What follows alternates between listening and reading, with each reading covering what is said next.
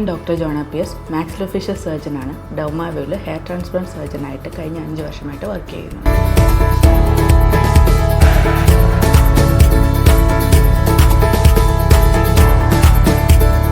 ഇന്ന് ഇവിടെ പറയാൻ പോകുന്ന ടോപ്പിക് എന്താണെന്ന് വെച്ച് കഴിഞ്ഞാൽ സ്റ്റോപ്പ് ബാൾഡിംഗ് ബിഫോർ 30. അതായത് നമുക്കൊരു ഹെയർ ലോസ് പാറ്റേൺ ഉണ്ട്. അതൊരു പാറ്റേൺ ടൈപ്പ് ഹെയർ ലോസ് ആണ് യൂഷ്വലി നമ്മൾ കാണുന്നത്. മെയിൽസിലും ഫീമെയിൽസിലും ഈ പാറ്റേൺ ഉണ്ട്. നമ്മളിപ്പോൾ ഒരു മെയിൽ പാറ്റേൺ അല്ലെങ്കിൽ ബാൾനെസ് നോക്കുകയാണെങ്കിൽ മെയിനായിട്ട് അവരുടെ ഹെയർ ലൈൻ പോകാം, അവരുടെ ടെമ്പിൾ ഏരിയ പോകാം, പിന്നെ അവരുടെ ക്രൗൺ ഏരിയ പോകാം. എന്നാൽ ഫീമെയിൽസിൽ കൂടുതലുമായിട്ട് നമുക്കതൊരു ജനറലൈസ്ഡ് തിന്നിങ് ആയിട്ടാണ് നമുക്കത് ഫീൽ ചെയ്യുന്നത്. ഇതിന്റെ മെയിൻ റീസൺ എന്താണ്? ഏറ്റവും കൂടുതൽ റീസൺ പറയുന്നത് ജെനറ്റിക്സ് ആണ്. അത് കഴിഞ്ഞാൽ അല്ലാണ്ട് കുറച്ച് റീസൺസ് ആയ ഓട്ടോഇമ്യൂൺ ഡിസീസസ് ഉണ്ട്, സാധാ ഡിസീസസ് ഉണ്ട്, പോയിസൺസ് ഉണ്ട്, കീമോതെറാപ്പി, റേഡിയേഷൻ തെറാപ്പി, അങ്ങനെ പല കാര്യങ്ങളുണ്ട്. ഈവൻ സ്ട്രെസ് കാണും, എൻവയോൺമെന്റൽ ഫാക്ടേഴ്സ് ഉണ്ട്, ഇങ്ങനെ പല കാര്യങ്ങളുണ്ട്. പക്ഷേ ഏറ്റവും ഇമ്പോർട്ടൻറ്റ് പ്രധാനമായിട്ടുമുള്ള കാര്യം ജെനറ്റിക്സ് തന്നെയാണ്. ഇനി ഈ ജെനറ്റിക്സ്, ഈ മെക്കാനിസം എങ്ങനെയാണ് വർക്ക് ചെയ്യുന്നത് നമ്മൾ അറിയണം. നമ്മുടെ ബോഡിയിൽ ഉള്ളൊരു ഹോമോണാണ് ഡൈഹൈഡ്രോ ടെസ്റ്റോസ്റ്റെറോൺ. അത് നമ്മുടെ മെയിൽ ആൻഡ്രോജനിക് ഹോമോൺ ആയിട്ടുള്ള ടെസ്റ്റോസ്റ്റെറോണിന് ഡിറൈവ് ചെയ്ത ഒരു ഫോമാണ്. ചില ഹെയർ ഫോളിക്കിൾ ഈ ഡൈഹൈഡ്രോ ടെസ്റ്റോസ്റ്റെറോൺ എന്ന ഹോമോണിനായിട്ട് സെൻസിറ്റീവ് ആണ്. അത് കൂടുതലായും കാണുന്നത് നമ്മുടെ സ്കാൽപ്പ് റീജിയനിൽ, നമ്മുടെ ഫ്രണ്ടൽ റീജിയനിൽ, നമ്മുടെ ടെമ്പിൾ റീജിയനിലാണ് ഇത് കൂടുതലായിട്ട് കാണുന്നത്. ഫീമെയിൽസിലാണെങ്കിൽ അത് നോർമലൈസ്ഡ് ആയിട്ട് ഹെയറിന്റെ ടോപ്പ് റീജിയനിലാണ്. അതുകൊണ്ടാണ് ഈ സെൻസിറ്റീവ് ആയിട്ടുള്ള ഹെയർ ഫോളിക്കിളാണ് നമ്മുടെ ഡൈഹൈഡ്രോ ടെസ്റ്റോസ്റ്റെറോണിലെ ഹോർമോൺ നമ്മുടെ ബ്ലഡിൽ കൂടുന്നതനുസരിച്ച് ഈ സെൻസിറ്റീവ് ആയ ഫോളിക്കിളെല്ലാം നശിച്ച് പോയിക്കൊണ്ടേയിരിക്കും. അതാണ് നമ്മുടെ മെയിൽ പാറ്റേൺ. അങ്ങനെ അതിനെ ഡിപ്പെൻഡ് ചെയ്ത് നമുക്ക് ഒരു സ്കെയിൽ അല്ലെങ്കിൽ ഗ്രേഡിംഗ് ഉണ്ട്. അതിനകത്ത് ഏറ്റവും കോമൺ ആയിട്ടുള്ളത് നോവുഡിന്റെ ഗ്രേഡ്സ് ആണ്, grades of androgenic alopecia. Dihydro testosterone 2 രീതിയിലാണ് നമ്മുടെ ഹെയറിനെ ബാധിക്കുന്നത്. നമുക്കറിയാം, നമ്മുടെ ഒരു ഹെയർ ഫോളിക്കിൾ ഏകദേശം ഒരു 6 to 8 ഇയേഴ്സോളം നമുക്ക് അതിന് ലൈഫ് സൈക്കിൾ ഉണ്ട്. അതിനകത്ത് ഒരു സൈക്കിൾ 4 to 6 ഇയേഴ്സ് വരെ നിൽക്കും.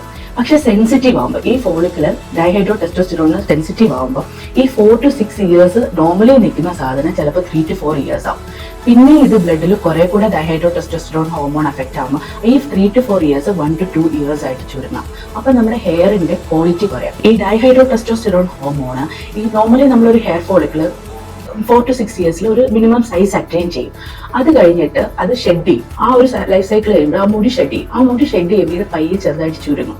പിന്നെയും അടുത്ത ഗ്രോ സൈക്കിൾ വരുമ്പോൾ ഇത് തിരിച്ച് നോർമൽ സൈസിലേക്ക് പോയിട്ടാണ് പുതിയ ഹെയർ വരുന്നത്.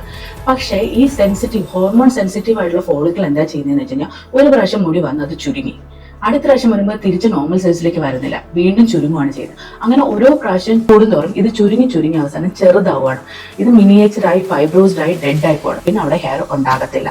ഈ പറഞ്ഞതൊന്നും ഒറ്റ രാത്രി കൊണ്ട് സംഭവിക്കുന്നതല്ല. അതായത് ഒരു വർഷം നമുക്ക് ഏകദേശം 5% ഓഫ് ഹെയർ ലോസ് ഉണ്ടാവും. നമ്മളൊരു ഏകദേശം 50% ഹെയർ ലോസ് ഉണ്ടാകുമ്പോഴാണ് നമുക്ക് ഐഡന്റിഫൈ ചെയ്യുന്നത് അത് ഹെയർ ലോസ് ആണെന്ന്. ഇതിനൊക്കെ നേരത്തെ ഉള്ള സ്റ്റേജിൽ കണ്ടുപിടിച്ച് കഴിഞ്ഞാൽ നമുക്ക് ചെറിയ അഡ്ജുവൻ തെറാപ്പീസോ അല്ലെങ്കിൽ മെഡിക്കൽ തെറാപ്പി വഴി നമുക്ക് കുറേയൊക്കെ കൺട്രോൾ ചെയ്യാൻ പറ്റും. പക്ഷേ കുറേ കൂടെ കഴിഞ്ഞ് ഈ നോർവുഡ് സ്റ്റേജിങ് ഗ്രേഡിങ് വന്ന് അതൊരു 4 or 5 പോയി കഴിഞ്ഞ് കഴിഞ്ഞാൽ അവിടെ ഹെയർ ട്രാൻസ്പ്ലാന്റേഷൻ തന്നെ വേണ്ടി വരും. ഗ്രേഡ് 1 നോർവുഡ് സ്കെയിലിനകത്ത് നമ്മൾ ആദ്യത്തെ സ്കെയിൽ ജുവനൈൽ ആൻഡ്രോജനിക് അലോപേഷ്യ, അത് നമുക്ക് പ്രത്യേകിച്ചൊന്നും ചെയ്യാനില്ല. ഒരു സെക്കൻഡ് തേർഡ് എന്നൊക്കെ പറയുമ്പോൾ ചെറിയ ഹെയർ ലൈൻ കറക്ഷൻ വേണ്ടി വരും. ആ സമയത്ത് നമുക്ക് മെഡിസിൻ അല്ലെങ്കിൽ അഡ്ജുവൻ തെറാപ്പിയുള്ള PRP, GFC, എക്സോസോംസ് അങ്ങനത്തെ ട്രീറ്റ്മെന്റ് എടുത്തു കഴിഞ്ഞാൽ അത് കൺട്രോൾ ചെയ്യാൻ പറ്റും. ഒരു 4 or 5 കടന്നു കഴിഞ്ഞാൽ അവിടെ നമുക്ക് ട്രാൻസ്പ്ലാന്റേഷൻ വേണ്ടി വരും. പക്ഷെ ഒരു 5 കഴിഞ്ഞിട്ട് 6, 7 വന്നു കഴിഞ്ഞാൽ അവിടെ ട്രാൻസ്പ്ലാന്റേഷൻ ആണ് മെയിൻ റോള്. പക്ഷെ ഡെൻസിറ്റി ശരിക്കും വന്നു കഴിഞ്ഞാൽ ഡോണർ കുറവായിരിക്കും. നമുക്ക് ഒരിക്കലും ഒരു ഫുൾ കവറേജ് കൊടുക്കാനോ അല്ലെങ്കിൽ അത് 2-3 സെഷൻ ആയിട്ടൊക്കെ ചെയ്യാനേ പറ്റുള്ളൂ. ഒരു 6 or 7 സ്റ്റേജ് ഈവൻ നമുക്ക് ഡെൻസിറ്റി കോംപ്രമൈസ് ചെയ്യേണ്ടി വരും കേസസിൽ. സോ ചില ആൾക്കാർക്ക് ഒരു വിചാരമുണ്ട്, ഫുൾ മുടി കൊഴിഞ്ഞു പോയതിന് ശേഷം നമുക്ക് ട്രാൻസ്പ്ലാന്റ് ചെയ്യാം. നമ്മുടെ ഡോണർ ഏരിയ എപ്പോഴും ലിമിറ്റഡ് ആണ്. നമ്മുടെ ഗ്രേഡ് കൂടുന്നതനുസരിച്ച് റെസിപ്പിയന്റ് ഏരിയ കുറേ ഉണ്ടാവും. അപ്പം നമുക്ക് ഫുൾ കവറേജ് കിട്ടത്തില്ല. നമ്മൾ കുറച്ച് കോംപ്രമൈസ് ചെയ്യേണ്ടി വരും. ഫോളിക്കിൾ മിനിയേച്ചർ ആയിട്ട് അതെല്ലാം നശിച്ചു പോയിട്ട് പുതിയൊരു ട്രാൻസ്പ്ലാന്റ് ഇവിടെ ചെയ്യുന്നേക്കാളും അതിന്റെ ഏർലി സ്റ്റേജസിൽ അതിനെ മെയിൻറ്റെയിൻ ചെയ്യാൻ പറ്റിയ അതാണ് ഏറ്റവും നല്ലത്. എന്ത് ട്രീറ്റ്മെന്റ് ആണ് നമ്മൾ പ്രൊസീഡ് ചെയ്യുന്നതെങ്കിലും, ഈവൻ മെഡിക്കൽ ട്രീറ്റ്മെന്റ് ആണെങ്കിലും ട്രാൻസ്പ്ലാന്റേഷൻ ആണെങ്കിലും നിങ്ങൾക്ക് എത്ര നേരത്തെ ചെയ്യാൻ പറ്റുമോ അത്രയും നേരത്തെ ചെയ്യാം. അതാണ് കറക്റ്റായ വഴി. Thank you.